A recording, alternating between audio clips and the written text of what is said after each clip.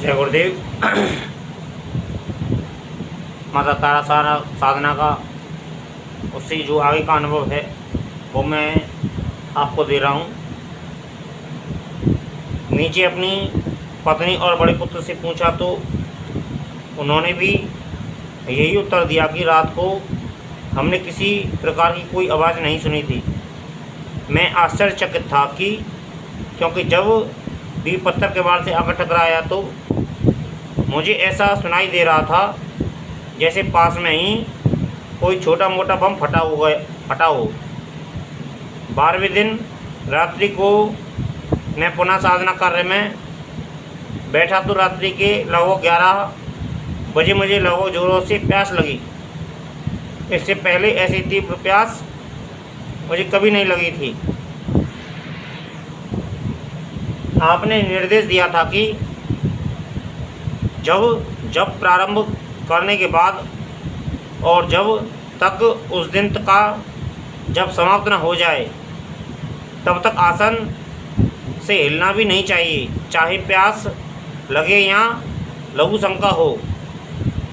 आपकी आज्ञा मुझे स्मरण थी, परंतु उस दिन प्यास इतनी जोरों से लग रही थी, मुझे ऐसा अनुभव हो रहा था कि यदि मैंने पानी नहीं पिया तो प्यास के ही कारण मैं समाप्त हो जाऊंगा।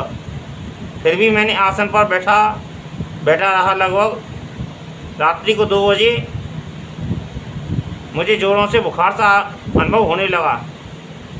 ऐसा लग रहा था जैसे 105 डिग्री बुखार आ गया हो। पर बुखार की अवस्था में भी मैंने अपने आप पर नियंत्रण रखा और 101 माला पूरी करके ही सोया।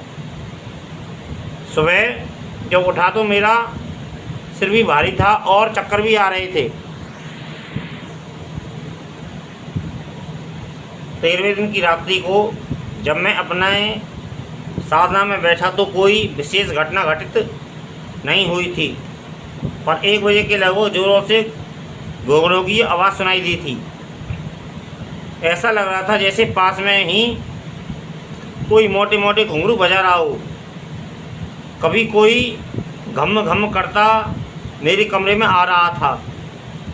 उसके एक क्षण बाद ही जो मैंने दृश्य देखा तो मेरे मुंह से चीख सी निकल गई।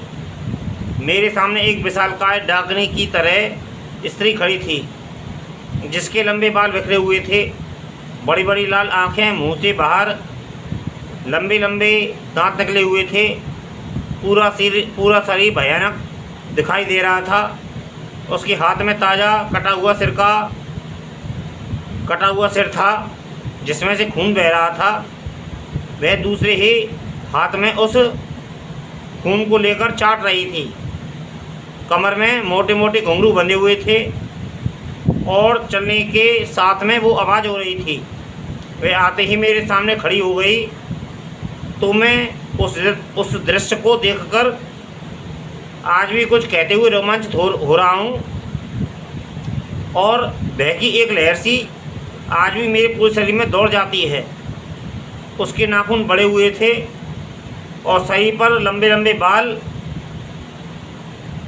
उसने आते ही मेरे सीने पर पाँव रखा और कहा कि आज मुझे तेरा खून पीना है। और इतना कहकर वह इस प्रकार से हंसी कि जैसे शमशान में हड्डियां आपस में टकराई हुई हों। उसके शरीर से दुर्गंध सी आ रही थी जिसे मैं सहन नहीं कर पा रहा था। यह आपके चरणों की कृपा ही थी कि मैं ऐसी भयानक स्थिति में भी अपने आप को नियंत्रण रख सका था। यदि मैंने त्राटक का अभ्यास न किया होता तो उस समय मैं निश्चित ही बेहोश हो जाता। मैंने फिर भी अपना जब कार्य चालू रखा। वह प्रातः 4 बजे तक मेरे सीने पर पाँवों को चोट करती रही थी और मुझे कुछ ऐसा लग रहा था कि मेरे शरीर से मांस नोच रही हो, स्वादपूर्वक खा रही हो। मैं स्वयं अपने शरीर से उधरे हुए चमड़े को अनुभव कर रहा था। जब वह शरीर के मांस को नोचती तो भयानक वेदना सी अनुभव होती थी। 4 बजे जब मैंने 101वीं माला पूरी की तो उस समय तक लगभग बेहोश हो चुका था। उसके बाद मैं वहीं पर लग गया था। जब मेरी आंखें खुलीं प्रातः 8 बजे के बाद मैं एकदम से हड़बड़ाकर उठा। मेरे शरीर पसीना पसीना हो रहा था। मैंने अपने शरीर पर नज़र डाली तो कहीं से भी मांस नुचा हुआ नहीं दिखाई दे रहा था। मेरे मुंह से खुशी की चीख निकलते निकलते ही रह गई। मुझे पहली बार अति आनंद का अनुभव हुआ था। मेरा शरीर स्वस्थ था और कहीं से भी चमड़ी फटी हुई या मांस नोचा हुआ नहीं था। दिन भर मुझे हल्का हल्का सा बुखार रहा था। भयभीत सा पड़ा रहा था। रात्रि को मैंने जो दृश्य देखा था उसको स्मरण करते हुए शरीर थराथर काँप रहा था। 14वें दिन की रात्रि को मैं हिम्मत कर स्नान कर पुनः अपने आसन पर बैठ गया था। दीपक जलाया और जप कार्य प्रारंभ कर दिया। रात्रि को लगभग 3 बजे के लगभग अति सुंदरी मेरे पास आकर खड़ी हुई, जिसने गुलाबी कुचकी और गुलाबी ओढ़नी ओढ़ रखी थी।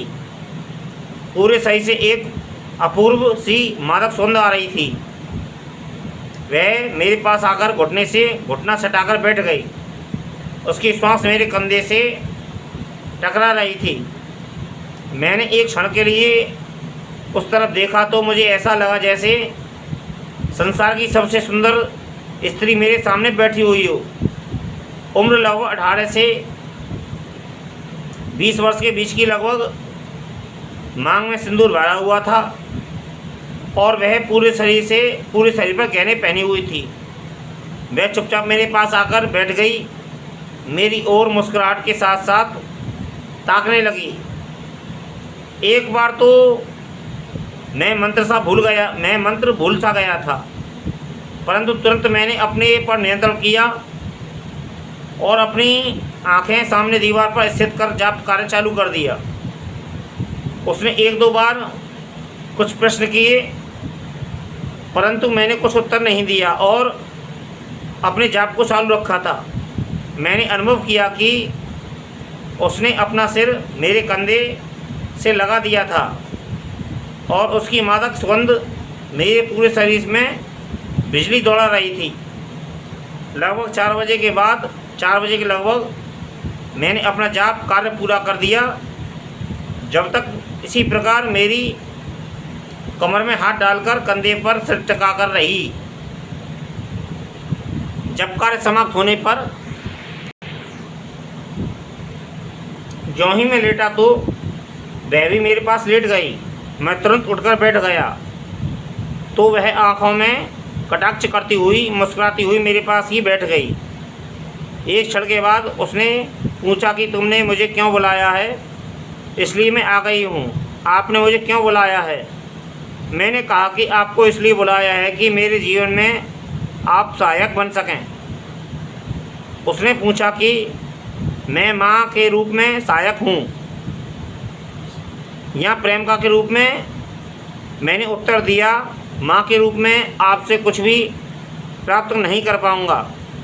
मैं आपको प्रेयसी रूप में ही प्राप्त करना चाहता हूँ, पर उसमें किसी भी प्रकार की वासना न होकर, किसी भी प्रकार की वासना से कोई अंश नहीं होगा। वह मुस्कुराकर, वास्तव में ही वह अत्यंत सुंदरी थी। इतनी सुंदर स्त्री मैंने आज से पूर्व कभी नहीं देखी थी। पूर्व मैंने अपने जीवन में नहीं देखी थी।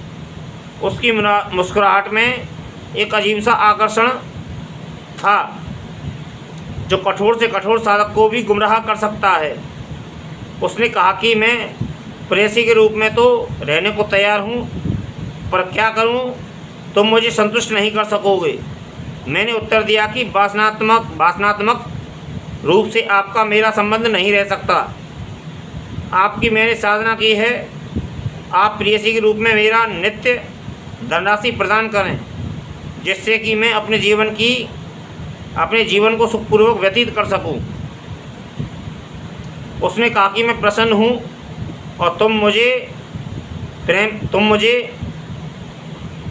तुम प्रेमी हो, अतः तुमने जो कुछ भी मांगा है मैं उसे पूरा करूँगी। और ऐसा कहती हुई वह मंद मंद मुस्कुराती हुई, गति से मुस्कुराती हुई कमरे के बाहर निकल गई।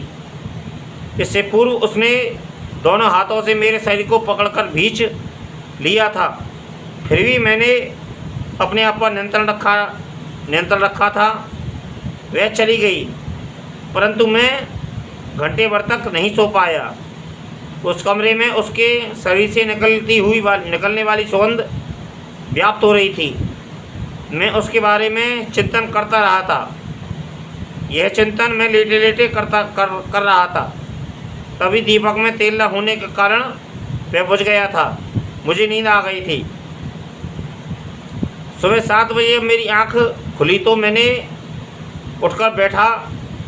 कमरे में मेरे अलावा और कोई नहीं था, परंतु जहाँ मैं सोया हुआ था वहाँ मेरे सिर के नीचे सोने का टुकड़ा था, जो कि लगभग 2 तोला वजन का था।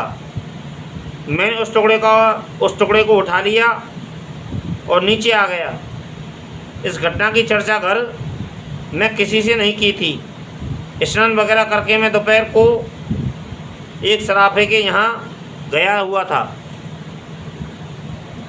और वह सोने का टुकड़ा उसके सामने रख दिया। उसने जांच कर कहा कि सोना पूर्ण असली है और 2 तोला वजन का है। क्या आपको बेचना है? मैंने स्वीकृति दी कि 2 तोला सोने की रकम मुझे थमा दी। मैं घर चला आया। इसके बाद वह सुंदरी मुझे पुनः नहीं दिखाई दी। पर अब मैं नित्य नीचे कमरे में अपने पलंग पर सोता हूँ तो प्रातः श्राने मुझे नित्य 2 तोला सोने का टुकड़ा मिल जाता है। ऐसा नियमित रूप से होता है।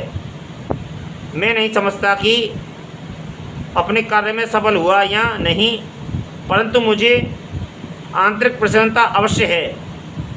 और उस सोने के टुकड़े को मैं 5-6 दिनों के अंदर बाद जितने टुकड़े इकट्ठे होते हैं उन्हें ले जाकर बाज़ार में बेच देता हूँ। आपकी कृपा से मेरा सारा कर्ज उतर गया है और आर्थिक दृष्टि से बहुत ही ज़्यादा अनुकूलता अनुभव कर रहा हूँ। मुझे ऐसा लग रहा है कि तारा साधना सफल हुई, जिसके परिणाम स्वरूप मुझे आर्थिक लाभ हो रहा है। आपने मुझे बताया था कि जीवन भर इसी प्रकार से आर्थिक लाभ होता रहेगा। इसके लिए मैं आपका अत्यधिक आभारी हूँ। मैं इस बार पुनः जल्दी से जल्दी आपके चरणों में आना चाहता हूँ और आपके दर्शन से अपने आप को धन्य करना चाहता हूँ। मुझे विश्वास है कि आपकी तरफ से सीधी स्वीकृति प्राप्त होगी।